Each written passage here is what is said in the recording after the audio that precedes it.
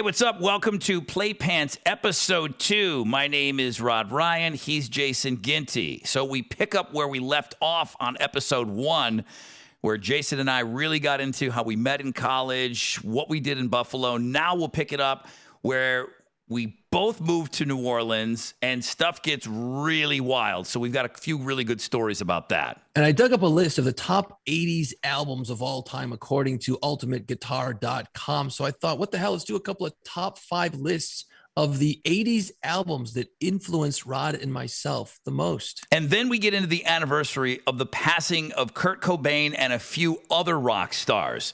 Now, you can see the video version of the Play Pants podcast on our YouTube channel. Make sure you subscribe, please. We want to thank our sponsors, Lucky's Pub West and piratesofthequarter.com. And give us a follow on Facebook, Twitter, and Instagram at PlayPantsPod. All right, Rod. Well, hell, man, we got one under our belt, and the reactions this week were insane. I can't believe the texts, the emails, the comments on our Facebook, our YouTube channel, the Instagram account, the Twitter at PlayPantsPod, by the way, if you want to follow us, and make sure you subscribe on our YouTube page. Smash that subscribe button. I mean, punch it like it owes you money, dude. Get that thing done. Get it done. We've got a lot. It's this has been the craziest week I've had in years in radio. And we're doing a podcast. It has been insane. People I haven't talked to in 30 years coming out of the woodwork. Dude, I didn't know you were still doing radio. Unbelievable, man. Unreal week. Yeah, it was a pretty fun week. The response was good. I really didn't get anybody, and be careful what you ask for, because now I'm going to say it. It's going to happen. But like, nobody said, man, you guys suck. I didn't get any of that. I mean, people busted my balls a little bit, like, dude, don't you talk enough in the morning already in Houston? Like, you need to talk more. People said that because the first podcast we did, that wasn't exactly how we had it planned out. We did have some other topics and some things and the top 5 list and all of these things prepared. And we didn't get to any of it because all we were doing was just shooting the shit about like how we got together. But people were telling me that they enjoyed the backstory. And I think when, hopefully, when we're on podcast 80, then it will be time well spent to lay down the groundwork on these first couple. That's what I was thinking too. I remember at first as we're doing it, and I'm like looking at my watch going, good Christmas. We've been talking about our dumb shit for almost an hour and a half. And it's like, you Jagoffs have been on for an hour and you still haven't left Buffalo yet. Like, what? Did you go to New Orleans? I mean, it did feel Rod, you've been in Houston. Rod, you've been in Houston for 18 years. You haven't even talked about leaving Buffalo yet.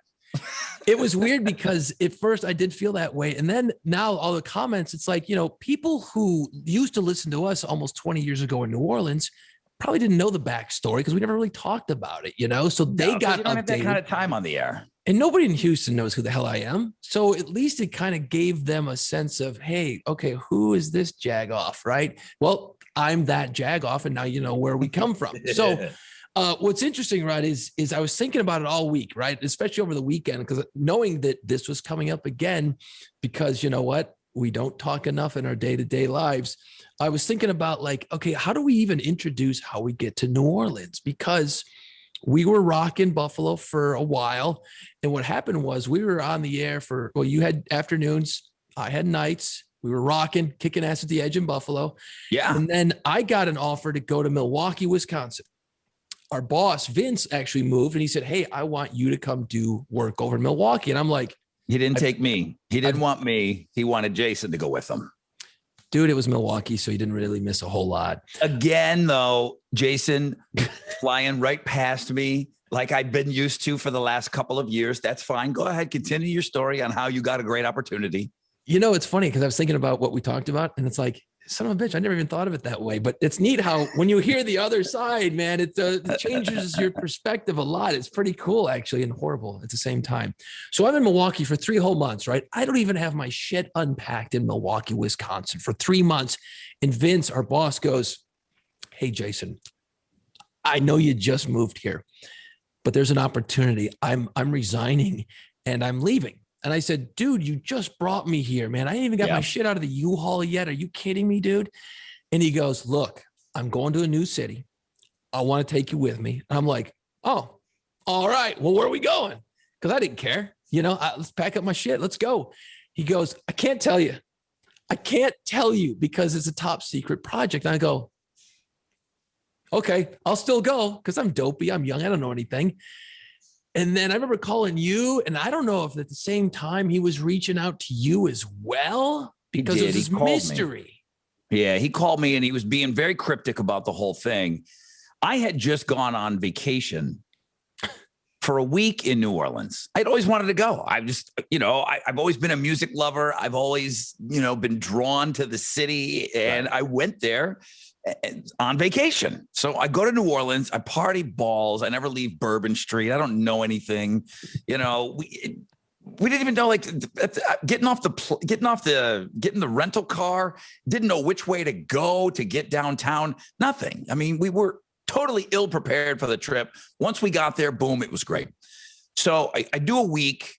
I'll probably take a couple years off my life in the 1 week that I spent there. I get back and I go back to work because I'm on the air in Buffalo. And our old boss, Vince, calls me. He's like, just kind of shooting the shit. And, you can tell like he's needling me for something, but he's not getting to the point. He asked me about, my vacation. How was it? And I absolutely said these words to him. Great place to visit. I could never live there. And he just went, oh, okay. I mean, I don't know what I'm saying. I don't know. I know who I'm saying it to, but I don't know what's going on in his life. And I knew that he was going somewhere, moving somewhere, but I never thought in a million years it was New Orleans. And then sure as shit later, he calls me like 4 days later. And he said, I know what you said to me about New Orleans, that you would never live, you couldn't live there, but it was a nice place to visit. Were you serious, or would you consider moving down there? And I said, bro, because he's the guy that hired us in Buffalo. And I said, yeah, dude, I mean, you go, I'll follow, I'm in. I didn't even really think about leaving Buffalo and how great I had it. In our first podcast, I got 2 comments from people, and they said that we did a good job of driving home the point of how important it is to work in your hometown and doing afternoon drive, and you doing 7 to midnight and being, little mini celebrities and local heroes and people hearing us. I didn't even think twice about throwing that away. I didn't either. What's so crazy about it? Why was that so disposable to me? I mean, I love Buffalo. I love everything about it. My family's there. My deep-rooted friends are there. And I'm this like local celebrity in a small town. And, over years, I think I could become this big fish in a small town. And maybe that was the reason, knowing that was in the back of my head, that I was going to hit some kind of ceiling. The other thing I was thinking was, because I walked those halls as an intern, I always felt they were going to look at me like an intern. I never felt I'd be able to shake that. So for whatever reason, I told Vince, I'm in. So now I say, is Jason coming? Yeah. So he's like, yeah, I want him to. You're not supposed, when you're the program director and you leave a radio station, you're not supposed to poach everybody from the station. And when you leave, it's kind of like a gentleman's agreement. You leave. Some places will actually have contracts written out. Right. And I don't know if Vince had that or not, but he left, broke his contract, and then wanted to snag you out of there. And they were not having that. Dude, that was the weirdest part of my career. And I remember, I'm 24 in Milwaukee, right? I've been here 3 months. I don't even know where the damn bathroom is in the radio station hardly. Like, I don't know anything. I'm fumbling around. My first move out of New York State, out of Buffalo, I left my family and friends back there. I just went for it. So I'm in weird territory. And after some negotiating, with the future general manager and Vince and stuff, they're like, we want you. But here's the problem. You're under contract in Milwaukee for over a year. You had a contract? You had a signed contract there? Yeah, I had a signed contract. And they're like, they won't let you out of it. They won't let you out of it no matter what, because they were pissed that Vince left, and he had been doing some great things there, and they liked what I was doing. They really liked what I was getting accomplished over there. So they're like, well, we lost Vince. We are not losing you. So I don't know if I was a little bit of a pawn in the game, because they were pissed at Vince and they didn't want to lose everything. So they tried sweet talking me. They're like, look, we'll pay you more money to stay. Right. And I'm like, well, okay, that's cool. I'm feeling appreciative. We'll give you this. We'll do this. And they were playing the good cop for a while. And the owner of this radio station was Willie Davis, who played for the Super Bowl champion Green Bay Packers back in, I think, Super Bowl I or II. Was he an active owner or just in name only?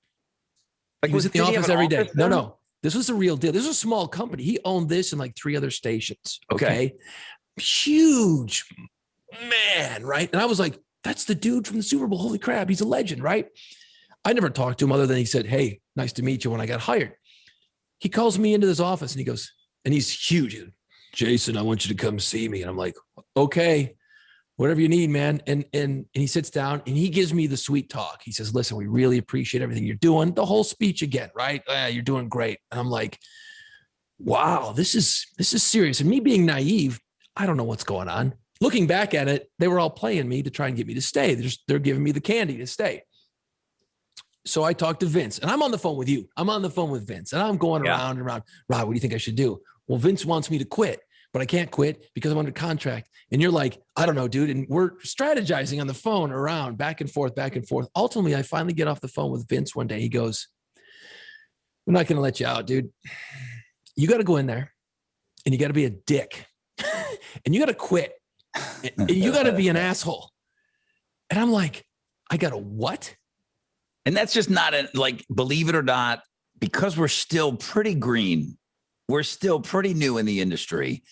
Being told to do that, you're still super appreciative that somebody in another city wants you to work for them. You know, like, it's still kind of a cool feeling. Wow. And he's telling you to like go and bite the hand that's feeding you.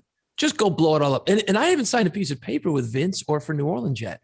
I got nothing. He goes, look, you can't sign anything with us. So trust me. And luckily, you know, I trusted the guy. And I went in and I went into the GM's office and he's like got one of those putters and he's playing golf. And I'm like, busy day? And he goes, why? I go, I need to talk to you. And he goes, well, I'm kind of busy. I'm like, what, working on your putt? So I proceed to just turn into this hulking asshole. And I'm like, I'm out of here. You guys are dick. And I'm like, I'm crying inside. I'm dying. Because you don't really, because we don't know at this point, the New Orleans deal. It was loose. Still, because I don't even know that the station had signed on yet. No, so it we're wasn't on just the air. Like, we're taking it at Vince, who is our boss and hopefully going to be our boss in New Orleans. We're taking it at his word that don't worry, everything's going to be okay. But I told him, I'm like, well, dude, because he's calling me now because he's thinking that you're not going. Right. Oh, I'm like, no. Like, Jason, you got to get Jason. He's like, I can't do it myself. He goes, but I'm doing everything I can. I said, I'm not going without Jason. I said, and I told him this. Right. I mean, you can ask Vince to this day. I said, I'm not going. You got to get Jason. So I finally go in there and I'm kind of a prick and I couldn't even do a good job at that. Cause I'm like, I wasn't raised like this. I'm like, look, I got to quit. I'm leaving, dude. Whatever it takes, I'm out. And finally the GM just realized he was going to lose this battle or whatever happened. So finally I left and I got out. And this is the coolest part. I just thought about this the other day is that we were both going back and forth, right? Because they get you on the phone. Well, we'll pay you this. And you're like, you know, I could use a little bit more. We finally learned a few things about negotiation. Not enough, but we learned a few things. And then they get on the phone with me and they'd offer me stuff. And then we'd talk, dude, what do you got going on? Oh, I got this. Oh, I got this. Okay, cool. Okay, well, what if you work for this? And then I can hit them with this. So we were working each other to work them to try and get more. Now, again, we still got paid shit. But I remember we were both on that. We had pencil in hand. We were like ready to say, yes, we're in, right? I remember it vividly. Hang on. There's something that you missed in your story. And I don't know if you remember when it was, or I don't know where this timeline is, but so at this time, I'm doing afternoon drive in Buffalo. Okay. I'm the crazy rock and roll, out of control afternoon drive guy. And I'm living in my mom's basement. Reminder, if you didn't check out podcast 1, I was making $18,000 a year, okay, doing afternoon drive on on an alternative radio station. So I'm living in my mom's basement. Celebrity. At some point, I know, big rock star. So at some point, my mom comes downstairs. I don't know why you called. There's no cell phones. There's no internet. There's no texting. There's no nothing. Hi, Mrs. Ryan. Can I speak with Rodney? You called my house very late. Woke my mom up. My mom comes downstairs, says, "Get on the phone. It's Jason. He's not going to New Orleans." Like, what? Mom, I'm sleeping. What? Can this wait? Why are you're drunk or something, but you're calling my mom's house at like 2:00 in the morning. She comes down and says, "Hurry up, get up. Jason's not going."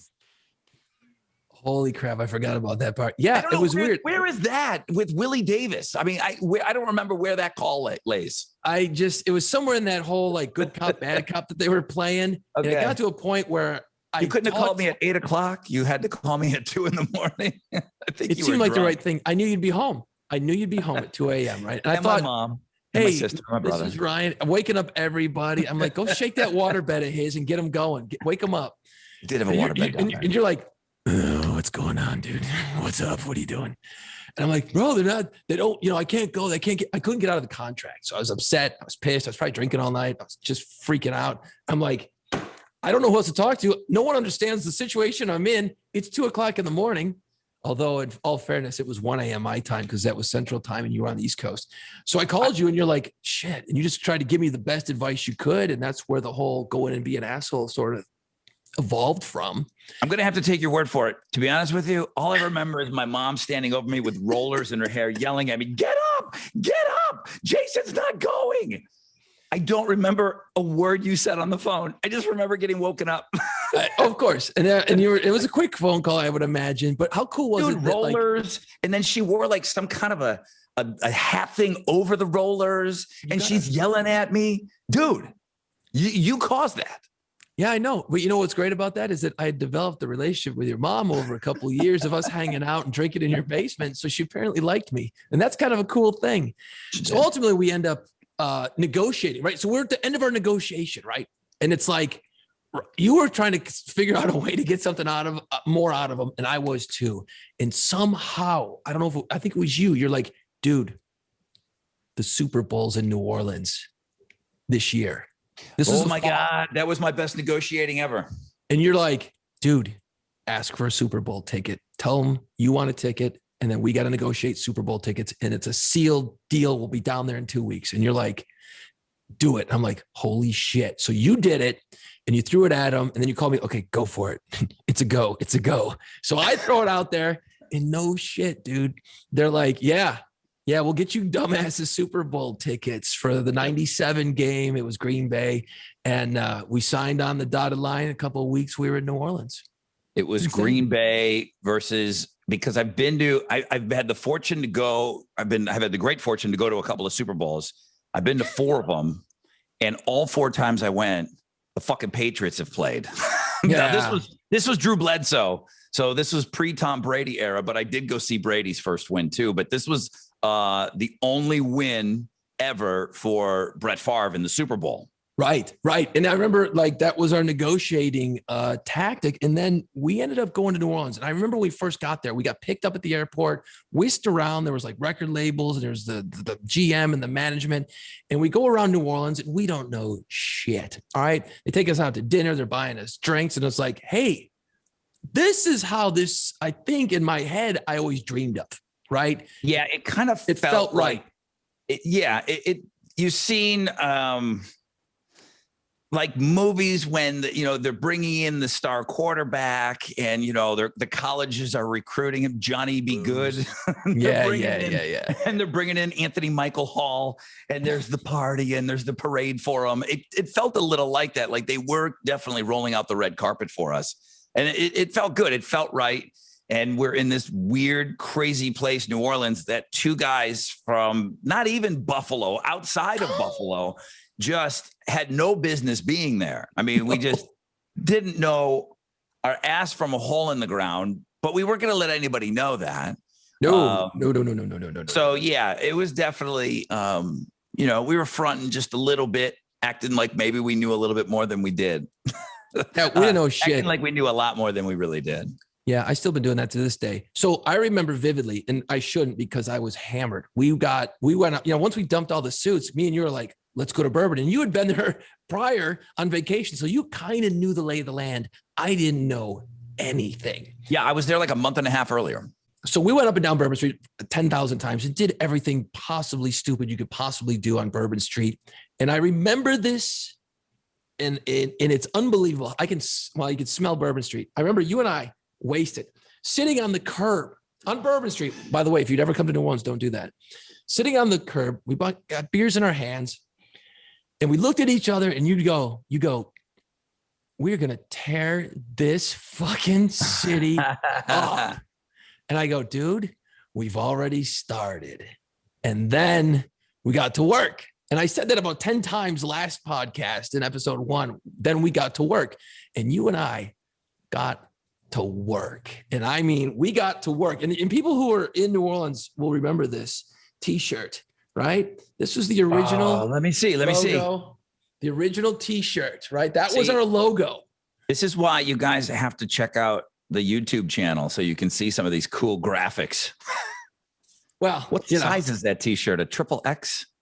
Dude, it was a low budget situation, dude. Yeah, So 106.7 The End was born. Now it was on the air, and then we got there, and then we just started working, man. We just worked hard on our destruction of liver and on the radio station. So we get down there in September of 96. Correct. September of 96. The station's on for a couple of weeks with no jocks. We get on the air finally, and Howard Stern's doing mornings. I'm doing afternoons. Jason's doing middays, and he's doing all the production, all the commercials, and everything. Doing all of the little ditties that you hear in between, the stuff that he still does today. And it didn't take long. I'll say this: the guy that was the general manager of that radio station, I mean, he was a weird guy. He's a super weird guy. Tom Kennedy. We were playing 9 Inch Nails, Closer, the album version on the air, as per the general manager of the station of New Orleans. Yep. He said, well, if they call, that means they're listening. So we were playing all the curse words. It was so great. Songs, because we were so new, and he just thought that was going to get people talking. And it was one of those weird old radio radical stories that you tell, like, no way did you play I Want to Fuck You Like an Animal on the radio. Absolutely, we did, in heavy rotation, because that was the time that Trent was living in New Orleans when we moved down there. So 9 Inch Nails was huge, and we were playing the piss out of that song. So all the curse words were in all the songs, but that was the one that really stuck out to me. And think about it. It's being played in the office. There's salespeople, and it was weird, man. We were just playing it. We were just playing all album cuts. And it was great because it worked. It totally worked. And it was one of those, when you hear you watch all the rock band movies, where there's the chemistry, you watch the Queen movie, right? And it just was that chemistry is born when these strangers get together and they form a band, right? And it's like magic. And they always talk about the magic in the studio, the magic on stage, right? We were lucky, man, because we came in knowing shit all about New Orleans, nothing, right? Couldn't pronounce the streets, all that stuff. And we get thrown in with these other people, right? Who were from here, who got it, right? And the combination of the crazy ass GM, who was awesome, and took risks and wasn't afraid to take risks, Vince guiding the ship. We just had that, whatever it is, they always talk about that spark, and we all got to work, and it just worked. You're dropping F-bombs in songs on the radio. That is absolutely insane. The station took off like right from the get-go. There was another alternative station there. Anyone that knows the history of New Orleans radio, there was a very, I mean, to the people that lived there, it was very famous. People love hometown stuff. And this radio station was called the Zephyr. And it was on a shitty frequency. It was in Slidell. And, it was the first alternative radio station that was on in New Orleans. And, it was the first. So people loved it. It had a college feel to it. It was loose as shit. It didn't follow any kind of, in radio, there's things that you do in radio that are proven to work. And, it was a one-off station. They were kind of doing their own thing.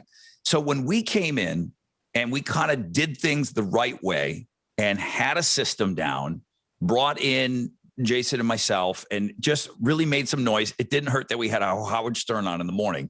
That radio station was off they had been on the air for a couple of years. That radio station was off the air inside of 7 months. It might've been 6 months that we knocked a radio station off the air. Because they couldn't compete. They just couldn't compete. I mean, we were just such a firepower, and they were on a smaller frequency. And I'm sure I know someone's going to listen to this that worked at that station. It's the same everywhere. People think that it's better than it really was. It was shit, but at least it was their shit that it was the first. And I see where you would have this, deep love for it, but they just weren't doing radio very well over there. So we knocked them off the air, and then we never looked back. I mean, after that, it was like, boom, got rid of the competition in 6 months. Our head-to-head competition's off the air, and then boom, let's just go and let's just crush everybody now. Let's knock every radio station off the air. And that was our mentality, and it was great. And we worked in right of the Plaza Tower was the building, and it looked down over the Superdome. And and going back to our original story about feeling like rock stars, our offices were on like the 28th or some shit floor, right? And we both had offices, and we overlooked like the Superdome. Okay? Dude, floor 42, man. 42. Okay, it was even higher. I remember that 42 because it was the upper tier of that building. And we had offices where you could look out over New Orleans in the Superdome. I mean, it was unbelievable. And we were just riding it, man. It was the right moment in time for both of us. We were the right age to really do some damage to ourselves. And we would go and be on Bourbon Street and in the Quarter every night. I mean, every night. Didn't matter when it was. Come in after about an hour of sleep, sometimes none, sometimes wearing the same clothes. And that's not even a joke. I'm not even exaggerating how often that happened. That definitely happened. Vince, our boss, is like, weren't you wearing that yesterday? Have you not been home? No, I haven't been home. Shut up. You know why? Shut up. You know why? Yeah. Hey, real quick. One of our great sponsors, we're doing so much New Orleans talk, piratesofthequarter.com. Listen, and you're hearing all these great stories about New Orleans, and you're hearing us talk about Bourbon Street, man. It's back. I mean, it's back. For the Houston audience, it's just a drive if you're not, prepared to get on a plane yet. But I mean, Southwest, boom, it's a 55-minute flight for crying out loud. But if you take a road trip, go to New Orleans. There's so much history in the Quarter itself. And there was a time when real life pirates roamed the streets of the French Quarter. So you can hear these incredible tales, smuggling, sword fights, cannons, rum. Pirates of the Quarter. Pirates will take you around the Quarter on tour. All right. It is the most unique walking tour in all of the French Quarter. It's fun. You're going to learn a ton. I've been on the tour. Discover the pirate history of New Orleans at piratesofthequarter.com. Links on the Playpants podcast page, YouTube page. And it's definitely one of those must do things when you come in and rec shop for a weekend in New Orleans. Going back, wait. I gotta go back, because this is a good radio story. Okay. Look, and hopefully there's people who are in radio who are like, oh yeah, totally.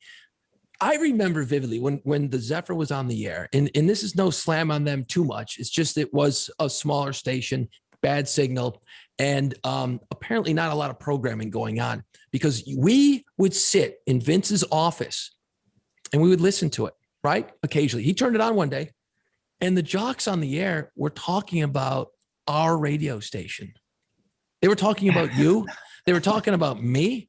They were talking about the end this, the end that, the end this. I'm like, and Vince is just sitting back smiling and goes, we won. Because if Yeah. they're talking about you, which is the worst possible thing you can do, if a new radio station signs on in your market, you don't say a damn word, because No, all you're doing never. is sending people to it. And they would go on rants and they'd be MFing us on the air and all this stuff. And I'm like, cool. Keep talking about me, dude. You're just getting my name out there more. And I remember that vividly. We just sat around laughing our balls off at these stories. I'm like, are you kidding me? So don't do that if you're in radio. So this radio station that we started, now Jason and I are pretty new in the industry still. And we have 2 startups under our belt. That's insane. Okay. That's insane that we were on the ground floor of building 2 radio stations. Of course, a lot of the stuff was done, behind the scenes, like in Buffalo, we didn't know. But once, the announcement came out in Buffalo, we were a huge part of that. And New Orleans, they were piecing together, they were putting their, whatever they needed to do for the startup. But then once we got down there, we were a part of it. And I don't know that people in radio that have been doing it a long, long time, I don't know how many of them have been a part of a startup. Like, I'm talking from a radio station starting from scratch, and we've already done 2 at this point. And that's never been lost on me before, because it's an amazing experience, because you don't know if what you're doing is going to work. And in our case, and of course we'll take all the credit for it, but in both cases, because the Edge in Buffalo took off immediately. I mean, it was an instant success. They kept the morning show, Shred and Reagan, so they're probably the reason for that. But the music, really kind of brought so many people in, and I do think that we were a huge part of that, and we were a huge part of what happened in New Orleans too. So I know there's people that have been in radio for way longer than us that have never had that opportunity to do something like that, and here we are, still really don't know shit. And we just started up our 2nd station. Well, and actually I've been part of quite a few startups over the years, and I don't know why. There's no reason. I just happen to be. If you get into programming, you're more a part of it. If you get into programming, meaning like you're the boss. Because when I got into it too, I started up a station, and it's not that fun. It was way more fun on the end that we were doing it, because we were just the idiots on the air. Just like, go entertain them, okay? Dance monkey, go get people to listen to our station. That was all we were told to do. I'm like, okay, I can do that. That I'll do. I'll figure out something to say to get people to listen to us. And we did. And it did work. It took off pretty fast. And there for a while, man, it was like we lived there. It's like we had a place, but I don't think I spent a whole hell of a lot of time at it, because you're working so hard. Right.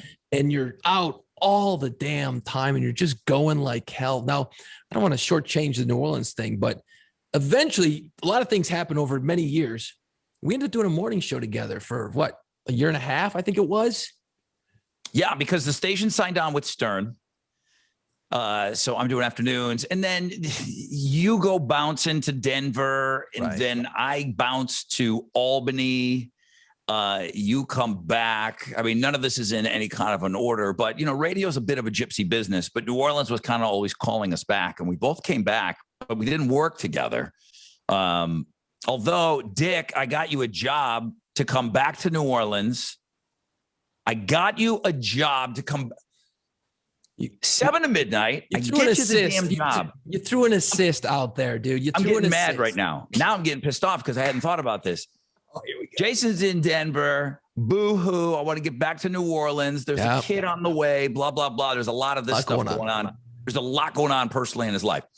So I am very instrumental in getting Jason to come back to New Orleans. Okay. I get the spot. I get the secured. He gets on. Jason and I are back at the same station. Okay. Guess what? Dick Bag takes off about 5 months later and says, oh yeah, I'm going to go over here. I'm like, asshole, I just stuck my dick out to get you back here. And now you're leaving. Yeah. I've never even asked you about that. Go ahead. Talk, radio boy. I got you back in there, and then you left. I'll tell you what happened. When I got there, they said, hey man, we want you to do this. We want you to do that. We want you to do this. And I said, you got it, man. Anything, I appreciate the opportunity. Right. So I go in there, the ratings come out, and they shot through the roof. And I was like, I think my work here is done. I did my job. How long were you there? Oh, it was more than 4 months. That's for sure. It was Okay. at least half a year or longer for sure.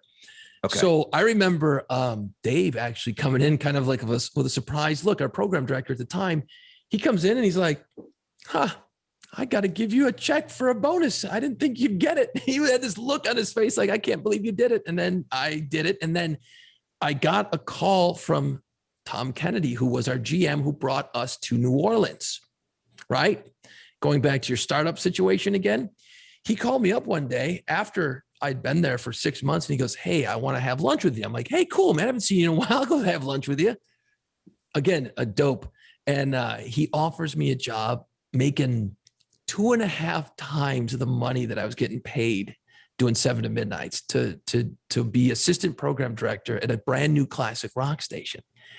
And with a new kid and all these things, I'm like, how do I say no to this? Right. So I'm like, and then I'm like, oh shit. I just got brought back here by these guys. So I was like, what guys brought you back? Wait. Actually, Rod brought me back. Rod helped me get back to New Orleans, right? I told Dave, this is the guy. This is my boy. This is the guy that we need. Okay, listen, if we have this unique opportunity, I know I can get him. I know I can get him to come back. Here we go. Boom, we're going to plug him in here. He's going to crush it. This is going to be great. I don't know, Rod. No. This is my guy. Trust me, my guy. I get him the flipping job. And then he leaves on me. And he says, oh, I'm going to go over here and go play with Tom Petty for a while. Yeah. And that part was the hard part. It's like, I'm leaving 7 to midnights where I was crushing it. And then I was working with you guys and everything was awesome. I mean, we were having a blast again. It was great. The station was great. It sounded great. I'm like, yeah, but this dude's writing a freaking huge check. It's hard to say no. So I was caught. I literally got off the air at midnight, right? Playing like, 9 Inch Nails and Offspring and Pearl Jam and Nirvana and all this crap, right? The next day, it was a Saturday. I had to drive to Biloxi from New Orleans and I had to introduce the Doobie Brothers. Dude, I know you don't care. I know you don't care. But that's you had to do what you had to do. It was money. You had to go chasing money because we weren't exactly getting rich. This wasn't a situation that, we were getting paid a whole lot of money. We were bilking them for money here and there, but this is over the time of when we get to New Orleans in 96 and all of this jockeying around it's a lot though. It is in like 4 or 5 years of like all of this moving around. And then I leave, right. I leave, I go to Albany, New York. And I became a program director. I'm like, again, Jason before me becomes a program director. So no, I got to become a program director. So yeah, I left New Orleans, boom. And I'm in Albany, New York. And there's no stories there. There's no nothing. They were nice enough. They gave me a chance. And I get a phone call. I'm there maybe 7-8 months. And our old boss said, he called me up. He's like, hey man, if we get rid of Howard Stern, would you come back to New Orleans and do mornings? Woof. I'm like, dude, I'm a program director. Like he's calling me, like we're peers now because he's a program director. I'm a program director, even though I'm in a little smaller market than him, but we're still PDs, even though I don't know anything that he knows. And I'm like, man, I just got here. I was one of the younger program directors for Clear Channel. And they knew that they were taking a chance. I was a bit of a wild card. And, I was very appreciative of everything. And I walked into, and I told him, yeah, I said, yeah, I'll do it. I said, yeah, I'll go in and do mornings. That sounds like that's going to be fun. And it was decent money then. And I walked into my GM in Albany and I said, Dennis, I'm going to go back to New Orleans and do mornings. They've offered me to do mornings. They're going to get rid of Stern and I'm going to go do mornings. And he looked at me behind the desk. He goes, that's fucking dumb. He goes, that's fucking stupid. He goes, that's the worst mistake. This would be the biggest mistake of your life. And that's the one thing. I probably paraphrased everything else, but he said, this is going to be the biggest mistake of your life. And he was mad. He knew I wasn't staying. So I didn't get into a big pissing match because I was going. I left New Orleans. I stayed with Clear Channel. They gave me the shot there. Well, Dave had to get Clear Channel's blessing. Hey, Sure. Listen, there's a need here, and this is going to be an important move. Let's bring Rod back over here. So the higher ups already gave it the blessing, and this general manager was so pissed. And I was doing a good job for him. I was working my ass off for him, and I haven't ever seen him again. And I think he's still in the business. And I wouldn't rub it in his face. I really wouldn't, because I felt horrible that I did that to him, because he really took a chance on me. Right. I mean, I looked ridiculous. I still had hair, and yeah, I was a clown. I was a clown, and I was in charge. And I couldn't believe that somebody gave me the keys to a radio station to be in charge. And I was very respectful of that, you know? So it was the greatest decision I ever made in my life. Obviously, now. Yeah. He couldn't have been more wrong. I mean, he could not have been more wrong. So I go to New Orleans. I do mornings for 4 years. And you're right. That last year, again, there's like, boom, boom, this move over here and over here. But Jason winds up, I think you were my boss. At Were you one my point, I boss? think I was, because there was like buying and selling of radio stations. And I Yeah. was actually programming WRNO at the time, the classic rock station. And that company ended up buying the end. And then all of a sudden, all you guys who I used to work with come into the building. And then my boss goes, okay, now you're in charge of all this. And I go, what? Yeah. How So am I Jason's supposed to- my I'm like, Jason's what? my boss now. I'm the And morning every- guy. And my old PD, who you had hired me back to New Orleans, I'm now his boss. I'm like, that dude knows 10 million other things way more than I do. And I'm like looking at my boss going, I can't, what? But I just went with it because I kept the job, and it worked out, because then somehow I ended up falling out of that position. I can't remember how, but then we got thrown together. They're like, somebody left on your show. And then they're like, well, what about Ginty? And I'm like, well, okay, I think that could work. I don't know. Yeah. And we did the craziest 12-month morning show ever. It was just unbelievably wild. It was the year before Janet Jackson's Titty came out in the Super Bowl. Right. Everything in radio changed because of something that happened on television. Mhm. If you remember, it was in Houston. I was at that Super Bowl, that being my third Super Bowl and my third time seeing the Patriots, second time seeing Tom Brady. And Justin Timberlake pulled her top off and her titties there, and it's on TV. I know you guys all know this, but I don't know that everybody knows the impact that had on radio. Everything in radio was completely different. Jason and I, for the year before that happened in New Orleans, which is a smaller market, you can get away with a lot more. We did the most disgustingly dirty, crude, lewd strippers every week, naked week. chicks in the studio. Every week. The Houston audience will know KLOL was this legendary radio station, which back in the day was the station, the powerhouse. And they had these legendary guys that did mornings, and they did that whole shtick too. And, you know, Howard Stern was doing his thing, and lesbian dating show and strippers and blah, blah. Everybody was kind of doing that if you were at a rock station. Stevens and Pruitt did it like no one else in Houston. That was the years before KLOL got taken off the air. People forget KLOL. It'll come up from time to time. You know, nobody listened to that radio station in the last 5 years it was on the air. But back in the day, oh yeah, it was a powerhouse. But they were doing all that kind of shit in the morning.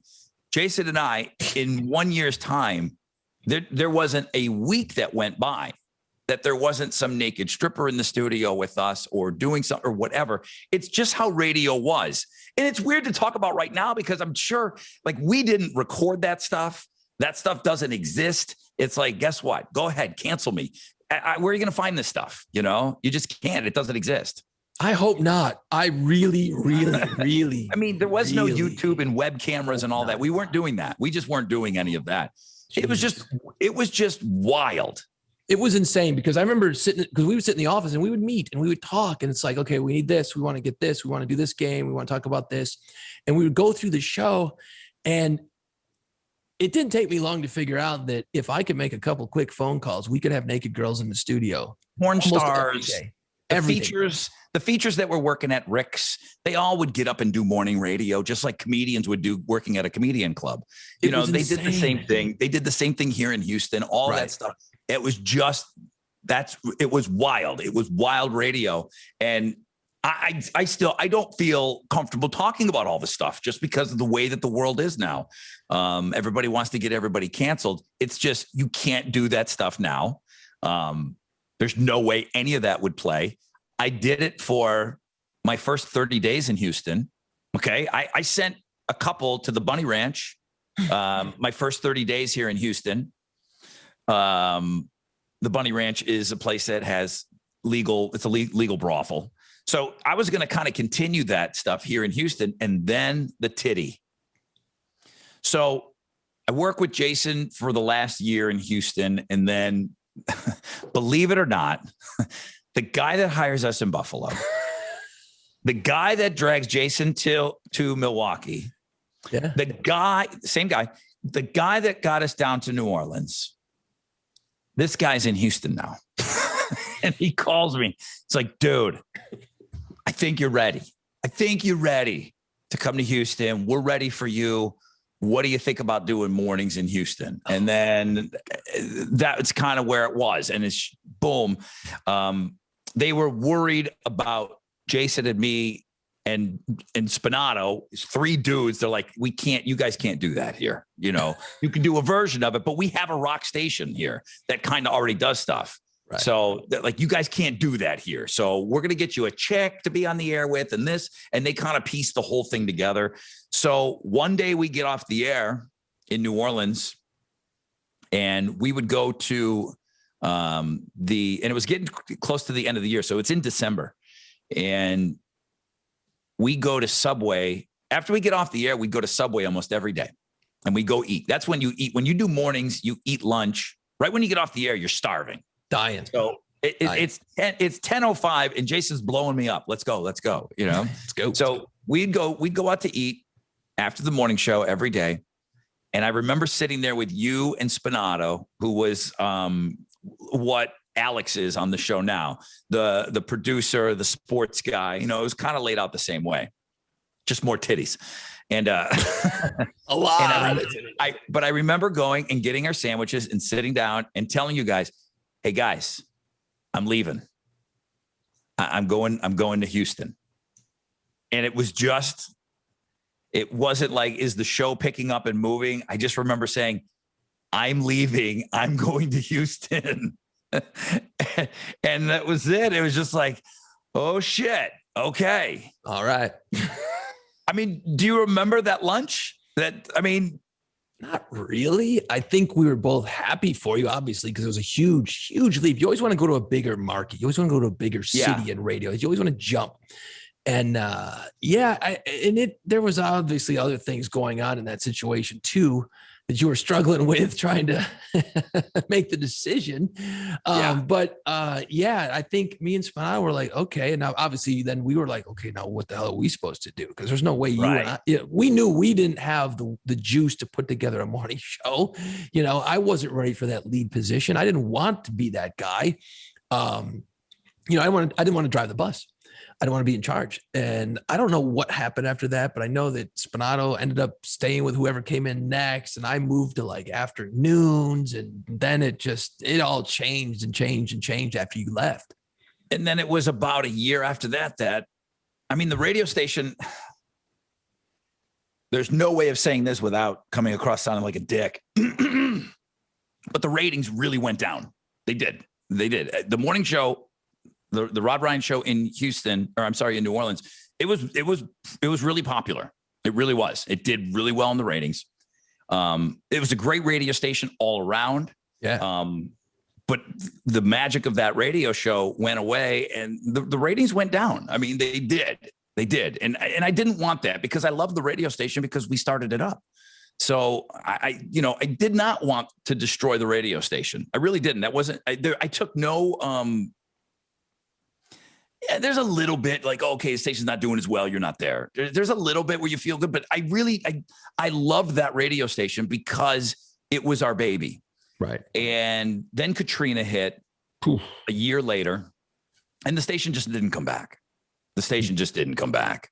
That was I don't brutal. know. Did it switch to country after, before? I don't even know. It just, I don't think it made it a year after our show was done.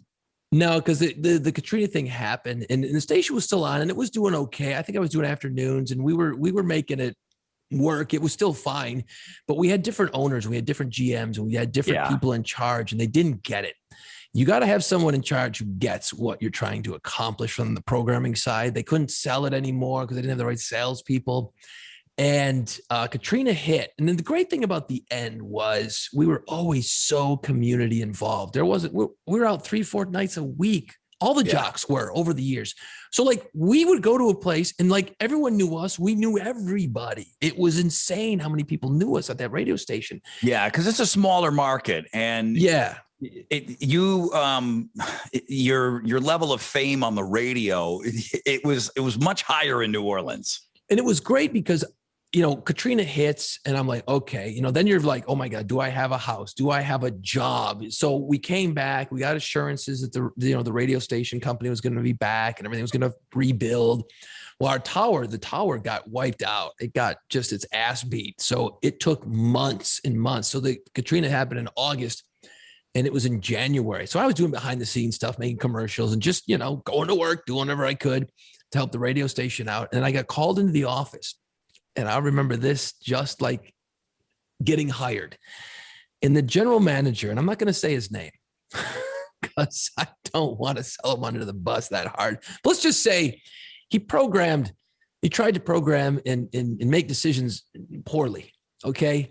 Yeah. He says, hey, the end isn't coming back. We're going to switch to a country radio station. So I felt like I got stabbed in the heart because like you just killed a baby that I had been part of numerous times in different ways for years. But that's how it happens. I mean, how many people saw the Howard Stern movie where it's like, hey, it's Hop Along Howie? Well, and here's where it gets real interesting. And I said, really? And I thought he was joking. And I said, you don't understand the community that this station carries. And right now, this community after Katrina needs this station more than anybody does. True that. It would have been amazing, the stuff we would have pulled off to try and help the community. And he said to me, and I swear to Christmas, man, these were the words out of his mouth. Well, I've been driving around the last couple of weeks and I'm seeing a lot of pickup trucks and a lot of NASCAR stickers on these pickup trucks. So you know what? There's only one country station. I think we can beat it. And I said, it's never going to happen. And I said, without even thinking out loud, I go, I want nothing to do with that station. Because they wanted me to go on the air on this Hop Along Howie station, this country station. That would be embarrassing for you. Like I said, no. Every other phone call. I mean, just think we didn't even have, the internet wasn't even like what the internet is now. So nothing. Imagine if that was the case, that would be like, no way I'm going on the air. Just dealing with the community and walking around with your family out at a restaurant. Oh, it's like, you're at that country station now? That used to be the station that played the fucking album version of Nine Inch Nails, Closer. Yeah, I wanted nothing to do. So they kept me on, even though I pissed and moaned and I argued for hours about how it's a bad idea. It's a horrible freaking idea and it's never going to work. Well, I was right because it didn't work. After a year, it was gone because it sucked and nobody cared. And they lost this amazing opportunity to be part of the community. Rod, I got to talk about another sponsor of ours, Lucky's Pub West. Whoa. Oh, this place is rolling, man, right there. I-10 in Barker, Cypress, Rockets games and Astros baseball on over 40 TVs. It's opening day now, man. We're in it. We're into the season and Lucky's West is going to have huge parties for the opening of baseball season. Their food, incredible. The best pizza on the best side. They got killer wings, the burgers, and their famous Philly cheesesteak egg rolls. We actually got comments on the cheesesteak Philly cheesesteak rolls. They're good, on our dude. Instagram page. Dude, they must are be world great. famous. Yeah, What do you I think? had I'm the just rolls. making that up. No, and of course the crawfish rolling on the weekends. Check out the Facebook page for details, and you can tell us how great the Philly cheesesteak egg rolls are. Always an ice cold beer at a fair price. Lucky's Pub West I-10 at Barker Cypress. So I know that, the whole first flipping podcast was just you and I kind of laying the groundwork. And we used a lot of this one, to kind of talk about, at least you kind of know where we are. Jason's still in New Orleans. Yeah. And, that was 2000 that I moved to Houston. And no, it was 2004 that I moved to Houston. And it's now 2021. So this is us now working together again. we did a morning show together in 2003, and that was really the last time that we worked together. By the way, Rod, where are titties? There ain't no titties in here. I mean, come on, bro. Titties. I mean, this is not what I had signed up for. You said it's gonna be like the morning show, man. I'm like, whoa, strippers, cool. This is gonna be great. You know that ain't true. You know that ain't true. Not even close. My wife's gonna let me bring the feature from Onyx Club Onyx in here to interview her on the show. Oh yeah, wait, someone's at the door. I'll be right back. Part of the job, dude. Part of the job. So I gotta let if anybody is still, I'm always assuming that nobody's listening or watching still, but I appreciate you hanging into all of that backstory shit, because I think there's a lot of different layers to it. And it's not, I don't think anybody's career is normal. Ours certainly isn't.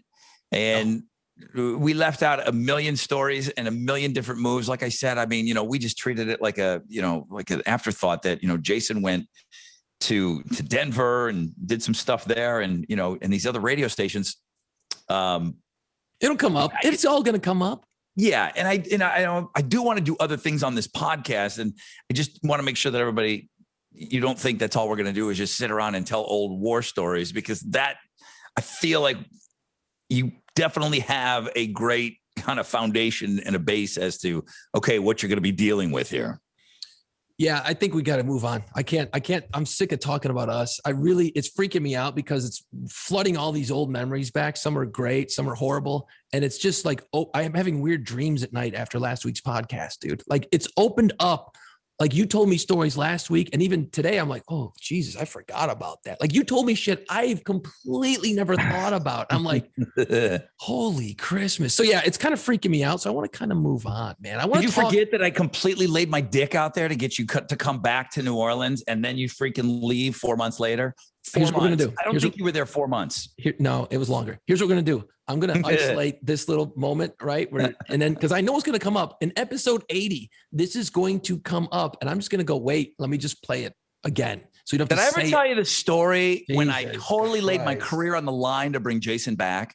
Yeah, I don't know. I think I did okay. Well, look, since we are guys who worked in radio, let's talk about something completely different. Let's actually try to do what we've set out to do 2 months ago or a year and a half ago, man.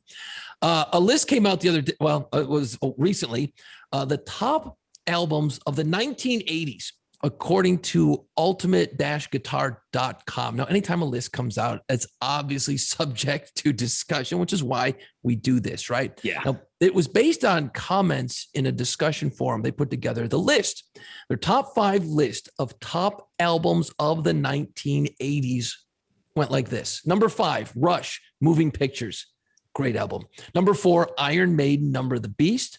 Number 3, AC/DC's Back in Black. That's an obvious one. Again, the top albums of the 1980s, according to ultimate-guitar.com. Number 2, Guns N' Roses' Appetite for Discussion. And number 1 was Metallica's Master of Puppets. I think that's fine. Those are all great rock albums of the 1980s. Now, if you throw in the pop stuff, obviously there's Thriller, there's all these other things. But from the rock side, that's not a bad little list. It's not a bad list at all. And I think they may have even put out like a top 20. And it got weird to see Blue Oyster Cult on there, which I was a huge Blue Oyster Cult fan. But you're right. If you talk just 80s albums, you got to talk Michael Jackson, like you mentioned, but you got to talk Madonna, and you got to talk Peter Gabriel and Bruce Springsteen and, Prince. Tina Turner owned the 80s, Correct. But if we're looking at rock albums, this is a pretty difficult task because I think we both knew what we were going to do. We both wanted to do top fives. Sure. So I'm curious, when I told you top 5 albums from the 80s, how did you approach it? What you liked at the time, what has endured, what changed your life? Because it changes the list for me over and over and over again.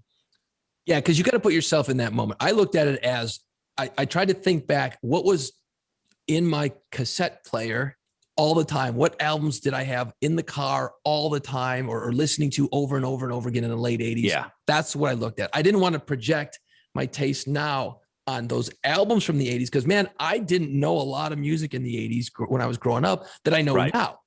So, and my tastes have changed over the years. So I looked at it as what I was thinking back, what was I really digging at that time period? So I look at it as these are the top 5 rock albums of the 80s that had a huge influence on me. Okay. This is what Little Ginty was grooving back in the 80s. Okay. All right. Let's go. I want to hear this. Okay. Number 5, Motley Crue's Dr. Feelgood from 1989. Home Sweet Home, dude. 1989, I was a junior in high school. It was blasting out of every Camaro in every parking lot, all over the place. Kickstart My Heart, Dr. Feelgood. Come on. It's not a bad album, okay? Think about the time period and where I was at in my life, okay? I lost my virginity to that album. Sometimes. Dude, this is a podcast. Too much. This one will throw you, man. Number 4, Dawkins' Tooth and Nail album from 1984. Tooth and Nail is an awesome album. I mean, I don't like the production. Sounds terrible on it. It just sounds bad. It wasn't Don produced Dawkins' well. voice sucks. It's terrible, but it's great. It's great for that. I loved his voice. I didn't care. It was terrible. I didn't give a shit about George Lynch playing the guitar. I always loved Don Dawkins' voice. So yeah, that's number 4. Number 3, and this is why I think this is the first cassette I ever bought. Quiet Riot's Metal Health, 1983. That's the album that brought metal to the mainstream, dude. Come On, Feel the Noise, Slick Black Cadillac. I cranked the shit out of that. Mm-hmm. And this one's going to piss people off, but I don't care. Number 2, Van Halen's 5150 album from 1986. Here we go. It was Sammy Hagar's first album with the band. And I remember hearing on the radio, Why Can't This Be Love, for the first time. I didn't know it was Van Halen. I'm like, holy shit, is this song unbelievable? Who is this and who's singing? Because it didn't sound like Van Halen because it had all the keyboards in it. Right. Sammy Hagar was singing his ass off. I got introduced to the Sammy version of Van Halen without knowing it was Van Halen. Okay. For that first time I heard it and I was blown away. So that album had a huge, huge impact and helped me become a Sammy Van Halen fan. Number 1, Guns N' Roses' Appetite for Destruction. 3 cassettes got burned out in my senior year. Eric Coons, my best friend at the time, picked me up in his 72 Nova. Boom, song 1. And we listened to that all the way to school on the way home. Listen to it. Done. 3 copies in 1 year, dude. Is it the greatest song 1 of a debut album of all time? Think about that for a second. Now we're going to come up with another top 5 list because that's a good one. We'll save that. Let's save that for another time. Greatest song. I mean, I don't know if you only limit that to, but I mean, I'm talking now. This is Drop the Needle. Okay, on Guns N' Roses. I mean, it was evil. Yeah. It was evil. And MTV was playing the shit out of that. Yeah. So that's tough. That's tough. I was struggling with this list. I mean, because all of the great influences, because of what our ages are and our wheelhouse, AC/DC, Van Halen, ZZ Top, Metallica, I struggled. I really struggled with this list really, really hard. So in at number 5, I've got Motley Crue, Shout at the Devil, cassette. Shout at the Devil was the song that Suburbia Boy over here with his mullet had in his boombox on the shoulder, walking around and cranking Shout at the Devil. My mom hated it. She was afraid of it, but God love her, because her parents didn't like what she listened to. Her parents didn't like Elvis and all the stuff that she was listening to. So she let me go with the music. And you did not want your kid with Shout at the Devil sitting there. That was one of my first cassettes. Shout at the Devil was huge for me. And then Motley Crue went on, and I already told you what happened to Theater of Pain. This one I put in there. That's what the girl said. That's what the girl said. Theater of Pain. I'm in it right now. Exactly. She had a Tommy Lee poster hanging in the room. Dude, how do you compete with that? How can you sit there and go, wow, you didn't know at the time how hung he was. You know what I mean? I told Tommy that too. He knows that story. At least I told him. I put this on there, and I didn't fully appreciate it at the time, but I do think it's a masterpiece. So I couldn't not include it. Like I'm saying, I'm struggling with. It wasn't on repeat over and over again. My sister was more into it, but now looking back, I think it's one of the greatest albums of all time. And I had to put it in there. U2's Joshua Tree. Yeah. Number 4. And you want to talk about, clearly they had a handful of albums out before that, but their opening track, Where the Streets Have No Name, how it swells and it takes forever to get there. And it's just like, holy shit. This is unbelievable. I went to go see him on that Joshua Tree tour, and it was unbelievable. Again, it wasn't really something that I was jamming. I was listening to it in the house ex facto from my sister, and I was still probably playing more Dokken back then than that. But I had to put it on my list. Where the Streets Have No Name, With or Without You, still haven't found what I'm looking for. 1, 2, 3 on that album. It's stupid. It's absolutely stupid. I didn't appreciate U2 back then. I was more into the heavier stuff. Now looking back, I'm like, Jesus, what a great album. I didn't appreciate that. I was listening to Dokken's Tooth and Nail. I know you were beating your head against the wall, and I was too. But you know, they were kind of. I was getting into some REM. I was getting into some U2, and I was really into INXS. I almost put INXS Kick on this list. INXS Kick is a phenomenal album. It's an unbelievable album, and I almost put it on there. So I've got Shout at the Devil, into U2 Joshua Tree. That's the only one that's going to kind of throw you. Quiet Riot, Metal Health. I got the cassette. I should have put Rat Out of the Cellar, because I got those cassettes at the same time. And then I want to say that Twisted Sister, Stay Hungry came rolling in right at the same time. Those are the 3 big, huge metal for the day cassettes.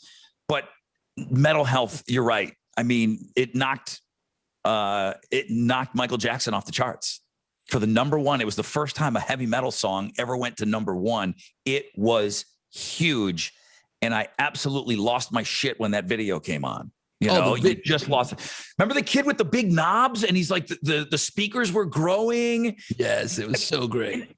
And you couldn't even have a discussion with a kid on my street if you weren't talking about that video in Quiet Riot. I mean, it was just, everyone was talking about it. In at number 2, Van Halen, 1984. Yeah. I'm surprised you went with Sammy. And I know that you were early in on Sammy. I resisted Sammy forever. I was total David Lee Roth camp. And then I gave in to Sammy, and I love him. So I love them both. I really do. But back then I was completely just blown away by the drums, by Eddie's playing. They just were the biggest band in the world. They were everything that I wanted to be. They were everything that I thought the West Coast was. Anything that I thought was California was Van Halen. And they transported me and you from our little dumpy gray skies in Western New York. And that was California to me. And it was just an amazing album.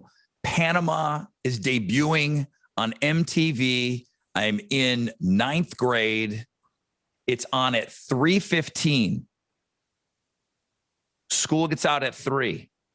Pat Halesko has MTV. I don't. Of course we don't have MTV. You kidding me? No, I didn't. Of course. Okay. Meatloaf. I'm Meatloaf. He's got cool frozen dinners and everything else over there. I got the Kool-Aid that you mix with the cup of sugar. He's got the premix. So we run 3:00, bell rings, boom. Remember when MTV showed videos, they put times on them, just like radio does. And they said, okay, we're going to play Panama today. It's going to be playing at 12:20, at 3:20, at 6:20, whatever it was. And it was like 3:20, 3:15. We hauled ass and ran straight down to his house, book bags everywhere, boom, in the living room, past his mom, turn on the TV, the biplane. Yeah. Panama. You saw the video. I saw the premiere of the Panama video. So 1984, Guns N' Roses, Welcome to the Jungle, 1987. Don't anyone act like you were listening to it in 87. You all got into it when we got into it. It was already a year out there. It was when MTV picked it up, and the power of MTV back then. It's just, I mean, it's funny how it influences almost everything on here that I mentioned. But Guns N' Roses was the biggest game changer of the 80s. You know, what Nirvana did to hair metal, Guns N' Roses are the ones that started all of that. You know, I'm surprised they don't get hated on, or at least mentioned a little bit more. Everyone says Nirvana is the one that killed hair metal. Man, Guns N' Roses started that. I really do think that, for sure. Absolutely, because Guns N' Roses had a different look. They weren't, you know, hair metal killed hair metal. Okay. When you started getting into the White Lions and the Poisons and just the ballads, the firehouses and all that shit that I still like, but it just got so cheesy and it got all the same. Every video was them on stage and they're twirling their guitars and all their bullshit. And it was like, you go back and look at that stuff now and you can see why a lot of it died, because it just wasn't good songs. The videos were terrible. And Guns N' Roses came out and they were dirtbags and they were wearing the leather, and it got it back kind of that original rock and roll sort of vibe, you know, and their songs were absolutely incredible. You know, so that you're right. Is ridiculous. That started killing the hair metal. And then when Nirvana came out a few years later, well, it was good night, see you later. Then the whole world shifted into a whole other world. Well, I wanted to shift into Nirvana. So Thursday, earlier this week, everybody was talking about the anniversary of Kurt Cobain dying of suicide, April 5th, 1994. So his body was discovered 3 days afterwards. So at the time of this debuting on Thursday, today is really the anniversary that I think more of. I get it. He was laying there for 3 days, but this is the day that we all found out that Kurt Cobain had passed away. Brutal. And we're still in Buffalo at the time, Jason and I. And I don't remember you being at the radio station, but we're still part-time. We're not at the alternative station yet. It's still the Fox. It's a rock station. And the afternoon guy, I remember him making the announcement. Something had come down. There was a body found at Kurt Cobain's house. So that was the initial report. It took about an hour. Now, keep in mind, we don't have the internet. All we have is this AP wire with a dot matrix printer. Always going off. And I know the program director was probably on the phone, and he probably talking to, you know, people from the record label and Warner Brothers and whatever. But there was a report that a body was found at the house owned by Kurt Cobain. And then it took about an hour before the announcement was, okay, they've identified the body. It is Kurt. And then the afternoon drive guy, who's on 3 to 7 East Coast time now, he goes on at 3, and he's making that announcement by 3:30 that Kurt Cobain has, by an apparent suicide, Kurt Cobain was found dead upstairs at a home that him and Courtney Love own. And that I knew immediately. Nirvana wasn't my favorite band, but I knew immediately that this was baby boomers John Lennon. I knew it then because Kurt was the guy. Even while Nirvana, you know, they had their second album out, In Utero, he was already pushed to be the spokesperson for grunge and the spokesperson for a generation. He was already thrust into that. Whether you subscribe to what he said or not, he was anti-rock star guy. That ipso facto made him the rock star of the day. I knew that it was, for baby boomers, it was John Lennon, and for rock and rollers, whatever you want to call it, it was Elvis. I knew that moment was hitting right then and there. It was brutal because I was actually on vacation. I was going to, it was spring break, right? I was heading out somewhere, driving somewhere. And I remember and being the dork that I was, I would listen to the alternative stations in every city I drive through, right? And I remember listening, I'm cruising along and I'm like, oh, this station's not bad. It's pretty good. And I hear the guy come on. I have no idea who it was. And he gives you the same damn information you just gave. And I'm like, I had to pull the car over on the side of the interstate when I was driving. I was so shocked. Did you get it?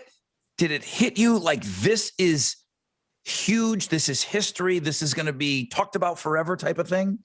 It was the first time I had ever experienced it. I was too young when John Lennon got killed in 80. I wasn't old enough to even understand, but I recognized the impact. And the same thing though, I started thinking, I'm like, well, holy crap, man, Kurt Cobain is dead. He's freaking dead. And it just took a while for it to start to sink in. And then that night, of course, I watched MTV News, and you had that famous clip of Kurt Loder going on and talking about it. And then you saw the film of Courtney Love out in the yard crying with all the kids and the fans all around. And I'm like, the kids in Seattle, right? They went to that park. Yeah, this is insane. And it consumed me for a while. I was like, and then I started thinking like, well, how the hell, what, and I just, anytime something like that happens, you just start asking all these questions. Well, why, what happened?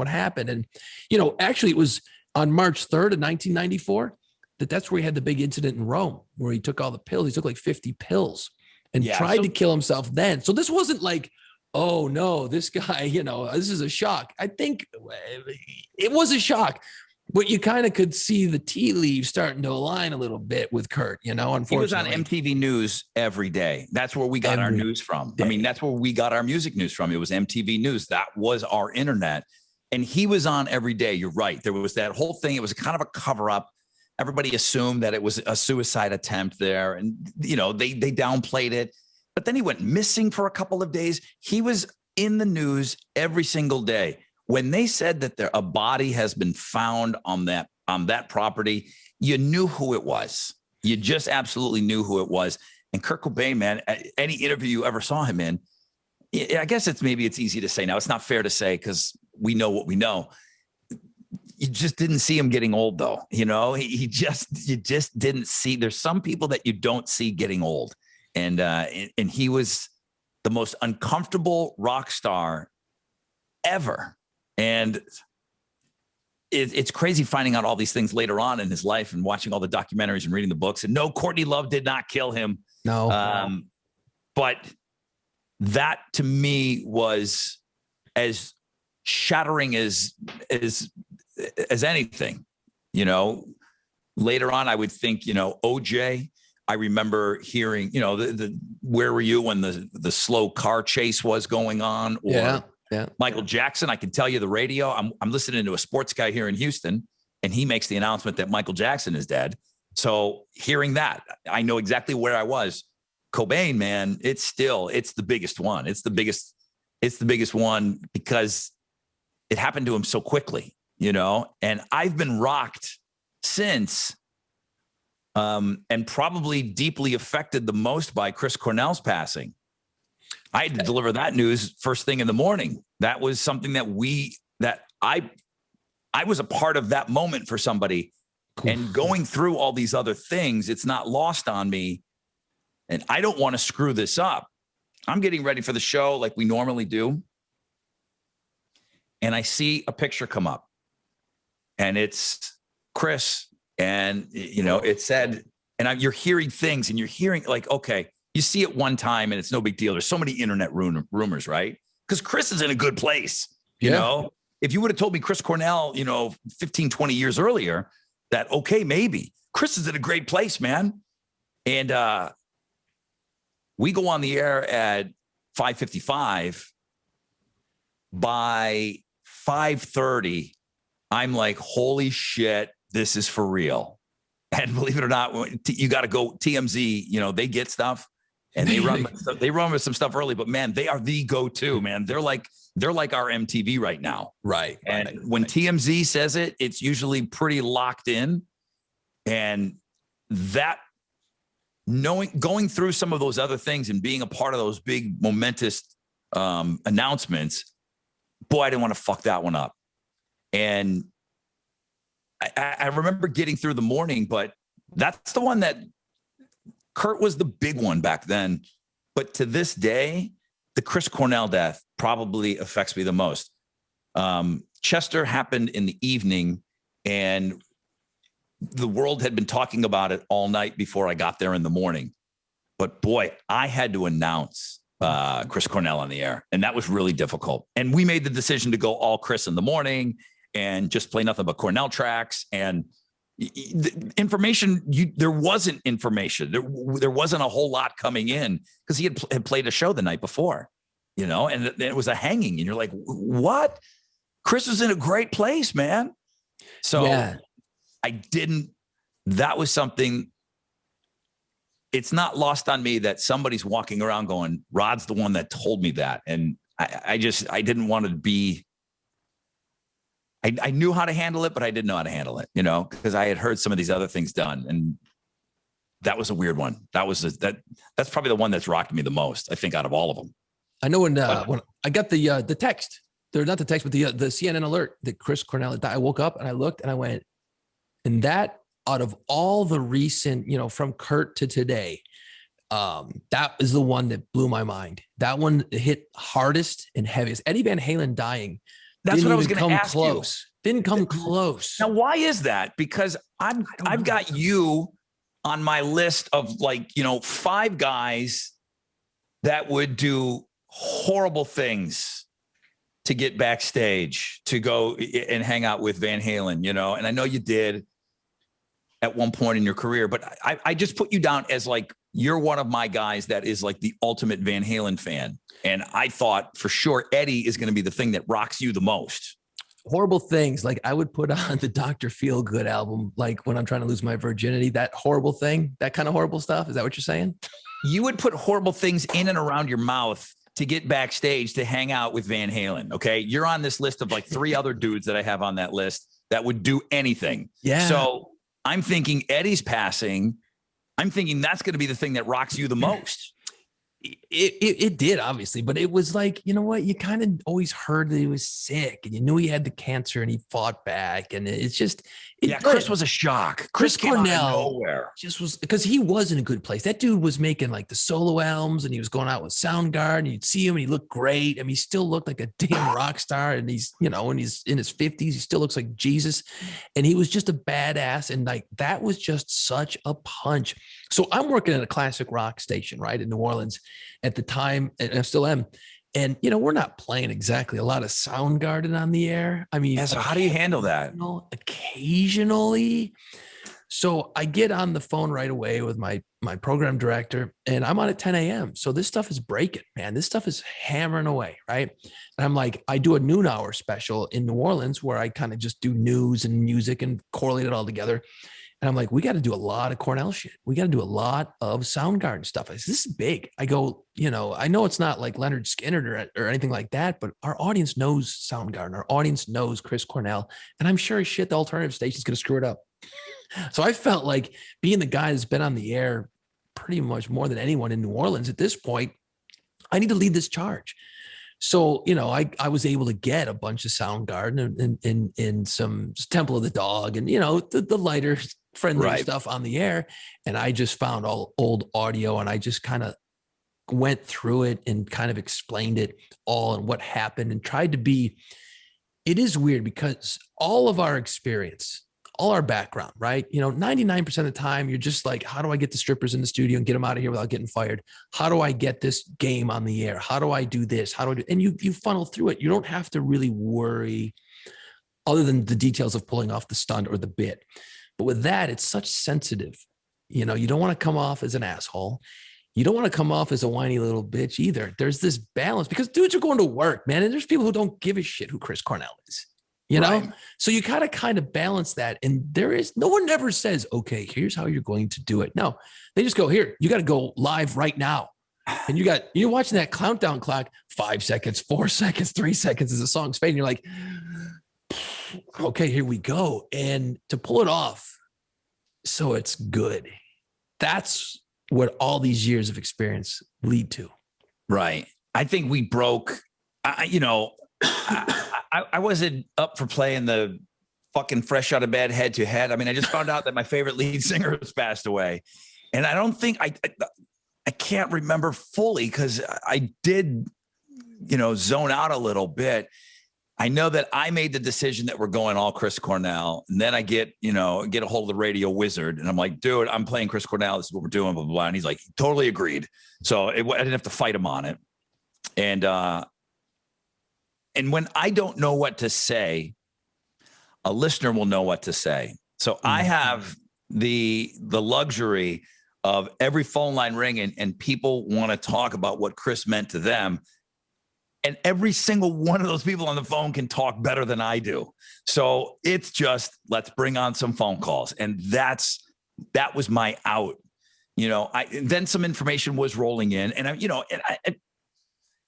I'm living in the moment, but I'm still on the air. And I never truly let myself go of, holy shit, this is a big deal. I'm on the radio. I got to get this right. So I'm compartmentalizing my feelings a little bit to make sure that I'm getting this broadcast right, make sure that I'm getting the right information out there, right amount of phone calls, songs, everything. And then kind of 10 o'clock, I sit down at my desk and then it just hits me, man, I just did that. And then I had a chance for myself. Did I know Chris Cornell? I mean, I interviewed him a lot, man. Right. I didn't know him. He didn't know my name. He made it seem like he remembered me at best. But I interviewed him 6 times, face to face, met him, interviewed him 6 times. My wife got to sit next to him at the table. We were backstage at the Woodlands Pavilion and, Soundgarden's opening up for 9 Inch Nails. And we go backstage and there's Chris, just this presence, this amazing guy. And my wife's not a big backstage, doesn't really know who's who. And that's not her. It's just not her thing. And, she's like, don't ever ask me about music. 'Cause I don't know. Now she feels like I can't believe I didn't take advantage of sitting next to Chris Cornell. She didn't really know who he was at the time. If you were to ask her who her favorite singer is, she'd probably say Chris Cornell. After listening to everything and, all the covers and everything that he's had out there. But I sit at my desk and then, I come about as close to crying over somebody that I don't know personally that passed away for the first time in my life. Cornell was the one. It's weird because, I was doing. I would have put you on Eddie for sure. 100%. I would have had that Eddie was going to be the one that if you were going to be walking around in a funk, it was going to be that. You know what? I was bummed. Don't get me wrong. So then I'm on the air and I've got to do this show from I'm playing all Van Halen in the noon hour. I'm cutting up old interviews and playing clips and I'm talking after Eddie about passes him away. After he's dead. That same day I do a big tribute. And that's when it got hard because then I'm like, I'm trying to balance between, okay, I'm a super fan, but there's people who aren't, right? But I want to reflect and I want to do all these things. So it's that little edge you got to walk in these situations, being on the radio that makes it, that's the challenge. And like you did, I got done that day and I did it and I was like, whoo-wee. That was heavy. And I went and sat down. I'm like, damn, dude, I just had to go. I literally had to go do a eulogy for Eddie Van Halen on the radio. I mean, that's what I did. Yeah. Ultimately. And, you got 20 seconds in between songs to say things and you got to make it good and stuff. And it's like, to do that, that's the hard part. I remember when Bowie died, I had to go do a big thing about David Bowie. And to get to your point about your wife becoming a Chris Cornell fan after the fact, I only knew 4 or 5 Bowie tunes. I wasn't a fan. And it's happened every time somebody dies. I go back and I start listening to it because the music's everywhere then. And then guess what? Then I become a damn fan. I became a bigger fan of Chris Cornell afterwards. I became a huge Bowie fan. I got my whole family listening to Bowie. Yeah, I mean, Cornell was my favorite guy. He's just my favorite singer, just favorite everything. But what you just said, same thing. Like, of course, I'm a huge Van Halen fan. I already talked about it.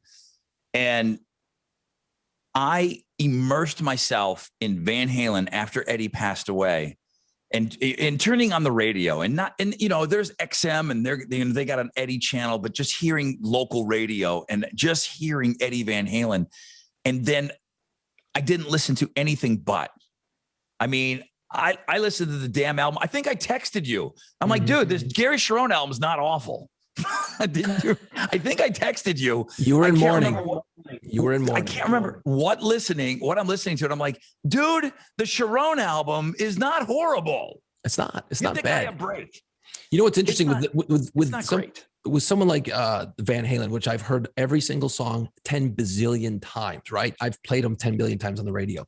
So it kind of washes over you like wallpaper after a while. You hear the song, you don't notice it, you don't appreciate it. You hear it differently though. But I heard every Van Halen song differently after the fact. And it hit harder, it hit tougher, I heard more of it. You know what I mean? I understood more of it and I appreciated it. Again, it became a way to reintroduce me. It's a horrible way to do it, obviously. But I got reacquainted why I loved it so much back 25 years ago. You know, it made me a super fan. So I guess a piece of advice would be listen to shit a lot more intently before people die. And what I did after Eddie is I listened to albums start to finish. Okay. Yeah. I got Van Halen greatest hits and blah, blah, blah. I got all these other compilations and everything else. No. I went in Women and Children first, put it on, and then boom. I mean, I went into a week of nothing but Van Halen. I mean, every other music was like completely unacceptable to me for about 7 days. I don't think I did that for Cornell. I did that for Eddie. I did do that for Eddie. For about a week, it was nothing but. And it was, I should have done it before he died, but it was awesome reliving all of those Van Halen moments again and going back and listening to those tracks, those albums with Roth. And I know you're a Sammy guy, but those albums with Roth, and they're putting out 2 albums a year, and they're just cranking out this amazing music. It's just like it was great. It was superhuman that every year they were putting out an album, and it was just phenomenal. And Eddie's just setting the bar for everybody. We mentioned this whole thing started out with talking about Kurt Cobain, and I didn't even think I was going to get into the Cornell and all the other stuff. 6 months later, I got to do that whole thing again with Linkin Park. I got to do that whole thing again with Chester, which I told you, Chester happened. The news broke in the afternoon. Of course, it's Chris Cornell's birthday that he dies. Next morning comes around and the station's playing a bunch of Linkin Park songs. And I call my program director, Radio Wizard, and I said, listen, don't think for a second I'm going on the air tomorrow and not doing exactly what I did for Chris. Chester means to people what Chris meant to me. If I'm going to do, and I know it was raw, but it's 4 hours, nothing but Chris. If I do anything less for Chester tomorrow morning, number one, I won't do it. I won't come in. We're going all Linkin Park tomorrow morning. We have to. We did it for Chris. We've got to do it. Again, no resistance. My boss is great. He understands all of that stuff. And that's why radio is so great. He understands how to pivot all that.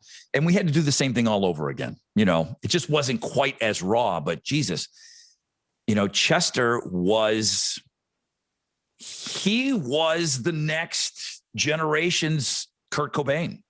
Absolutely. He really was. Absolutely. He really was. The things that he had been through, the subject matter, people related to him, some of the things that Chester had been through as a young person and how people related.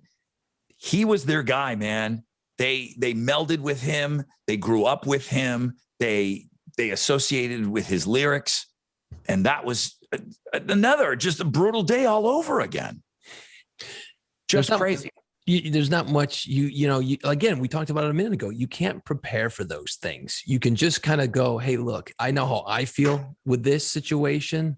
Let me see what the audience is feeling. Let's try to reflect what the audience is after. Rod, we got to wrap this shit up, man. I got to go get dinner or something, man. We got to finish this. So any final thoughts before I hit you with mine? And you're going to like this one. Go ahead. All right. So final thought. I got my second shot, dude. And I know it's an extremely personal thing. And you're never going to get any kind of politics out of me. You're never going to get any kind of issues that are going to be like, wow, Rod, I can't believe you chose that one side. This is one that I am so happy about, to get on the rooftop and like bang my chest like fucking King Kong and tell you all that I've got my 2 shots. And I'm so excited to like reintroduce myself to the world. I don't know if I know how to do it. But my wife and I, we both got the Moderna shot, and we got the second one. We did not have any side effects at all. I've been talking about it a lot on the air here in Houston, and I'm pretty open about my stance on this. There's things that I'll walk the line on, and I won't get into a lot of politics in that, but this doesn't seem to be politics for me, and I don't mind. There's plenty of people that have emailed me that said, dude, blah, blah, blah. It's like, you're not a fucking scientist. I'm trusting the smartest people in the world. They're not going to risk us losing all of the smart people in the world who got this vaccination first. Dude, mentally, I'm in a great place right now. Just getting that second shot. I haven't even done anything fun yet. I just mentally, I'm feeling like I'm getting out of this funk that I've been in. So that's just for me personally, that second shot, I really feel good about it. The second shot is cool. I had mine a couple of weeks ago, and get the damn shot. I felt good because I felt like it opened up possibilities to my life again. My wife, myself, it opened up possibilities of maybe taking chances of going out to dinner or doing things like that again. But I also had this weird feeling where like once I did it, I felt like, and I always feel good after I vote. I always feel good afterwards. It's not because of the sticker. It's because I voted. And I feel like I did something for society. I did my job as a human being, right? Makes you feel big and strong. I'm like, well, look, if I got this shot, I'm another dope that doesn't have to get it, which means I'm going to help end this thing. So I felt like I did my duty, and I just walked around like, all right, which is why it leads me to my final thought, Rod. All right. Final thought, Jason Ginty. Went on vacation a little bit over to Florida. It was freezing, so I didn't get to do a lot of cool beach time stuff. But because we had our shots, we went out to a dinner. Now we're such nerds that we went to an outside place. So we sat outside, and it was just picnic tables. It was all spread out. Great. Low rent, beers and, chicken nuggets and some shrimp and crawfish, all that kind of thing, right? Out on a like a patio bar, right? Stuff that we all used to do all the time and probably took for granted. I'm talking about like I walked on the moon, right? So I got my back to a table behind me. So my wife is like looking over my shoulder, and then she doesn't say anything, doesn't say a word. And then we leave, and she's pissed. She's hot like a cat, dude. She's pissed. She goes, can't believe I didn't say anything. I can't believe I didn't say anything. I'm like, what? She goes, there was a lady breastfeeding at the table behind you.